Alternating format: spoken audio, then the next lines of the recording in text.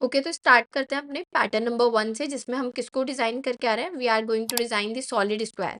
Solid square कुछ इस तरीके से दिखता है। इसके लिए जो आपके पास इनपुट आने वाला है दैट इज 3। वाई? बिकॉज अगर हम यहाँ पे number of rows as well as number of columns, it's a square matrix, तो दोनों सेम रहने वाले हैं। तो n equals to 3 value is given to you. That's why हर रो की हर कॉलम में 3 स्टार साइंस सिंबल्स आपको प्रिंट होके मिले। अब चलते हैं इसके सॉल्यूशन की तरफ कि इसका सॉल्यूशन क्या होने वाला है, कैसे हम इसको प्रिंट करके आने वाले हैं। तो instead of going to the pattern directly, direct pattern पे जाके ना इसकी एक छोटी सी प्रॉब्लम को पहले हम समझ के आते हैं। दिस वन, क्या मैं इसको प्रिंट करा के आ सकता हूँ? Am I able to print 3 stars in a row? Is it possible? तो देखने की कोशिश करते हैं। हाँ, जरूर मैं करके आ सकता हूँ। क्या कर रहूंगा? I will be running a pattern program, यानी कि एक फंक्शन पहले एक बना लेते हैं प्रिंट रो के नाम से, है ना। और प्रिंट रो के पास कुछ आर्ग्यूमेंट्स आ रहे होंगे। What argument? It will be having number of asterisk signs, यानी कि n मेरे पास क्या आ रहा होगा एज एन इनपुट। इस फंक्शन में मैं क्या कर रही होंगी? I am just going to print, यानी कि SYS आउट कर रही होंगी किसको? एक एस्ट्रिक सिंबल को। और सेम फंक्शन को दोबारा से प्रिंट रो या फिर प्रिंट कॉलम, हम जो भी अपने फंक्शन का नाम रखना चाहते हैं, इसको कॉल कर रही होंगी। लेकिन इसमें n की वैल्यू को अपडेट करके कर देती होंगी मैं n-1। इसे ड्राई रन करने की कोशिश करते हैं। लेट्स से यूजर ने इसमें n की वैल्यू में इनपुट दिया 3। फाइन। तो क्या हुआ? जैसे ये फंक्शन चला, इसने सबसे पहले एक स्टार साइन को प्रिंट कर दिया, वेल एंड गुड। और उसके बाद सेम फंक्शन को कॉल कर दिया और इसे n-1, यानी कि n की वैल्यू अपडेट होके हो जाती है यहाँ पे 2। दोबारा से जब ये फंक्शन चला तो इसने प्रिंट कर दिया एक स्टार सिंबल को, फाइन। और दोबारा से सेम फंक्शन कॉल हुआ जिसमें n-1 की वैल्यू हो चुकी है 1। दोबारा से फंक्शन क्या करता है? एक स्टार सिंबल को प्रिंट करके आता है और again it is calling recursively the same function. n-1 की वैल्यू में इस बार क्या पास हो जाता है? 0। और अगर मैं देखूँ ना, मैं अपने तीनों स्टार तो प्रिंट कर चुकी हूँ और n की वैल्यू डिक्रीज होते होते मेरे पास होगी है 0। यानी कि जो मेरी बेस कंडीशन रहने वाली है इस रिकर्सिव सॉल्यूशन के लिए, क्या रहने वाली है कि अगर मेरी वैल्यू डिक्रीज होते होते कहाँ पहुंच जाए? 0 पहुंच जाए। तो similarly what I am going to do, I am going to return from this function. अब मुझे एक रो में 3 स्टार्स को प्रिंट कराना आता है। वेल एंड गुड, एक फंक्शन में लिख चुकी हूँ जिसमें मैं एक रो में 3 स्टार को प्रिंट करा रही होंगी। अब जो मेरा मेन कंसर्न है कि अब मुझे इस रो को ही 3 बार प्रिंट कराना है, यानी कि अब मुझे जो लूपिंग करनी है वो करनी है अपनी पर्टिकुलर रो के लिए। तो क्यों ना इसी फंक्शन को, दिस पर्टिकुलर फंक्शन प्रिंट रो, इसको मैं कहीं से कॉल करा दूं। बेसिकली मैं क्या करने वाली हूँ, what I am going to do, चलते हैं कौन न्यू पेज की तरफ। मैं क्या करने वाली हूँ, इधर से जाके एक फंक्शन बना लूंगी प्रिंट पैटर्न। और प्रिंट पैटर्न में दो चीजें रहने वाली हैं। कौन सी दो चीजें? एक तो मेरी current row as well as my number of total number of rows. ठीक है, यानी कि करंट रो, रो नंबर 1, और रोज क्या है मेरे पास? टोटल 3। अब इसमें जाके ना सबसे पहले मैं किसको कॉल करूंगी? इस पर्टिकुलर प्रिंट रो को कॉल कर दूंगी, क्योंकि ये क्या प्रिंट करके आएगा मेरे लिए? एक रो में 3 स्टार्स को प्रिंट करके आएगा। तो इधर से जाके मैं क्या कहती हूँ प्रिंट पैटर्न में कि मैं यहाँ से किसको कॉल करने वाली हूँ? I am going to call print row. और उसमें मुझे n वैल्यू को पास करना है। अगर मैं यहाँ पे n वैल्यू चेक करूँ that is similar 3, her time 3 रहने वाली है, and that is my number of rows. तो यहाँ से मैं किसको पास कर दूंगी? रोज को पास कर दूंगी। जैसी मेरी एक रो प्रिंट होके आती होगी तो I want to change my line, तो यहाँ पे मैं क्या करूंगी? Simply system dot out dot println, ताकि मैं नेक्स्ट लाइन पे आ सकूं। और दोबारा से प्रिंट पैटर्न वाले फंक्शन को कॉल कर देती होंगी। यहाँ जाके मैं क्या करूंगी? प्रिंट पैटर्न फंक्शन को ही कॉल कर दूंगी, जिसमें मैं करंट रो की वैल्यू को अपडेट करके कर दूंगी +1। और रोज क्या रहने वाली है? एज इट इज रहने वाली है।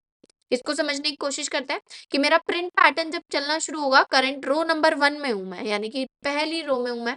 और पहली रो में जाके मैं प्रिंट रो को कॉल कर देती हूँ, जिसमें रोज 3 पास कर रही हूँ, यानी कि 3 ये फंक्शन मेरे लिए क्या करके आने वाला है? 3 एस्ट्रिक साइंस को प्रिंट करके आने वाला है।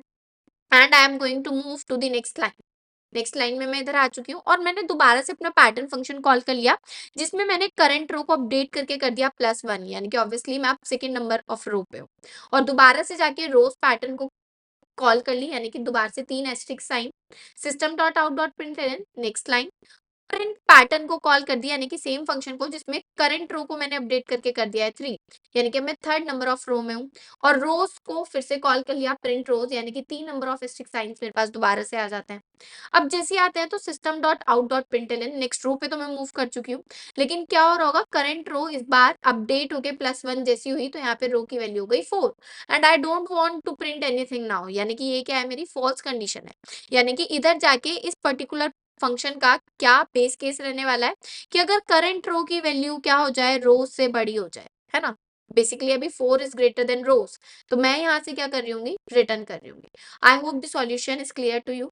अगर सॉल्यूशन आपको समझ में आता है तो फटाफट इसको कोड में इंप्लीमेंट करके देख लेते हैं। और कोड में जाके मैं क्या करने वाली हूँ, सबसे पहले इधर जाके अपनी फाइल नंबर 1 बताते हैं, that is my solid square dot Java, और लिखना शुरू करते हैं। What I am going to write, जो हमने अभी जस्ट डिस्कस किया है उसी को लिखना शुरू करेंगे। सबसे पहले मेन फंक्शन को कॉल कर लेते हैं, एंड बिफोर मेन फंक्शन सबसे पहले हम एक कौन सा फंक्शन बना रहे होंगे, प्रिंट पैटर्न के नाम से। So what I am going to write, static void print pattern. Print pattern के पास दो चीजें आ रही होंगी, एक तो करेंट नंबर ऑफ रोज, यानी कि what I can say current row, as well as total number of rows. तो इधर से जाके क्या देते हैं, इंट रोज। अब क्या हो रहा होगा, जैसे मैंने डिस्कस किया कि मैं तुरंत ना यहाँ से किसको कॉल कर दूंगी, अपने एक फंक्शन को जिसका मैंने नाम क्या रखा होगा, प्रिंट स्टार लेट्स से, या फिर प्रिंट कॉलम, जो आपको टिक लगे। और इसमें मैं क्या पास कर रही हूँ, अपनी नंबर ऑफ रोज को पास करके आ रही हूँ, that is constant number of, जो भी 3 4 इनपुट में आता है। और उसके बाद नेक्स्ट लाइन पे मैं मूव करना चाहती हूँ, तो system dot out dot println, और दोबारा से सेम प्रिंट पैटर्न को ही कॉल कर दूंगी, बस करंट रो को क्या कर दूंगी, अपडेट करके कर दूंगी +1। तो अब करंट रो अपडेट हो रही होंगी एज डिस्कस, तो मैंने इधर जाके इसकी बेस कंडीशन लिख दी। अगर जो मेरी करंट रो की वैल्यू है वो किससे बड़ी हो जाती है, रोज की वैल्यू से बड़ी हो जाती है, तो I am going to return from this function. तो ये तो हो गया मेरा प्रिंट पैटर्न वाला फंक्शन खत्म। लेकिन प्रिंट स्टार को अभी मुझे डिफाइन करना है, तो इधर से जाके फटाफट प्रिंट स्टार को भी डिफाइन करके आ जाते हैं, स्टैटिक वॉइड प्रिंट स्टार। और इसके पास सिर्फ एक वैल्यू आ रही है, that is number of stars जो मुझे प्रिंट कर रहे हैं, यानी कि जो रोज में मेरे पास वैल्यू आ रही है, रोज का मतलब क्या है कि उस रो नंबर की वैल्यू को एज स्टार साइन मुझे प्रिंट करके आना है। तो मैं इधर से जाके क्या कहती हूँ कि तुम जाके प्रिंट कर दो system dot out dot print, LN मुझे हटाना होगा, अदरवाइज नेक्स्ट लाइन पे वो जा रहा होगा। मैं इधर से जाके कहती हूँ कि एस्ट्रिक साइन को प्रिंट कर दो, and then what you have to do, you have to call the same function print star. और प्रिंट स्टार में मैं क्या पास कर रही होंगी, स्टार्स -1। और इधर से जाके मैं क्या कहूंगी कि अगर मेरे स्टार्स की value, if my stars value becomes 0, stars की वैल्यू क्या हो जाती है मेरी, 0 हो जाती है, तो I am going to return from this function. Finally done, यानी कि हमने दोनों फंक्शन अपने लिख लिए हैं जिसमें स्टार्स और रोज वाइज स्टार को हम प्रिंट करके आ रहे हैं। अब इधर से जाके अपने फंक्शन को कॉल कर लेते हैं, तो इधर से जाके मैं लिखती हूँ print pattern. Print pattern, current number of row क्या है 1, और टोटल नंबर ऑफ रोज यहाँ से आप पास कर सकते हो यूजर से इनपुट लेके। I am passing 3 from here, और इसको रन करके आउटपुट इसका चेक कर लेते हैं।